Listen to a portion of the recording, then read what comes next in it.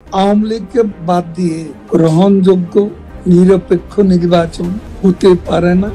নিষিদ্ধ দলের শীর্ষ পলাতক নেতা হঠাৎ 10 মাসে নীরবতা ভেঙে মধ্যরাতে অনলাইনে এসে নির্বাচন ইস্যুতে হুঁশিয়ারি উচ্চারণ করেছেন। তিনি দাবি করেন আওয়ামী লীগকে বাদ দিয়ে বাংলাদেশে কোনো গ্রহণযোগ্য, অংশগ্রহণমূলক ও নিরপেক্ষ নির্বাচন সম্ভব নয়। ভারতে অবস্থানকারী এই নেতা বলেন, নির্বাচন আদৌ হবে কিনা সেটাই এখন প্রশ্ন। আমরা যথেষ্ট সন্দিহান। সংস্কারের নামে কিছু ফেসিবাদী গোষ্ঠী আজ জোট বেঁধে জাতিকে বিভ্রান্ত করছে। এর বিরুদ্ধে আমাদের প্রতিরোধ চলবে।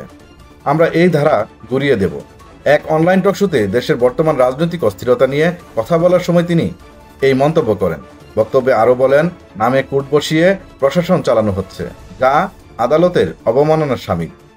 এছাড়াও তিনি দাবি করেন, শেখ হাসিনার জনপ্রিয়তা দিন দিন বাড়ছে। যে দল দেশের অর্ধেকেরও বেশি ভোটারের প্রতিনিধিত্ব করে, তাদের বাদ দিয়ে কোনো অংশগ্রহণমূলক নির্বাচন হতে পারে না, হতে দেব না। জুলাই গণহত্যা মামলার শীর্ষ অভিযুক্ত এই নেতা 5 আগস্টের পর এবারই প্রথমবারের মতো প্রকাশ্য ভিডিও বার্তা দিলেন।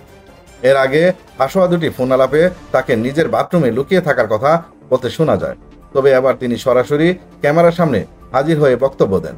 নিষিদ্ধ ঘোষিত ছাত্রলীগের সাবেক সাধারণ সম্পাদক সিদ্দিক নাজমুল আলম সামাজিক যোগাযোগ মাধ্যমে তার এই ভিডিও শেয়ার করেন।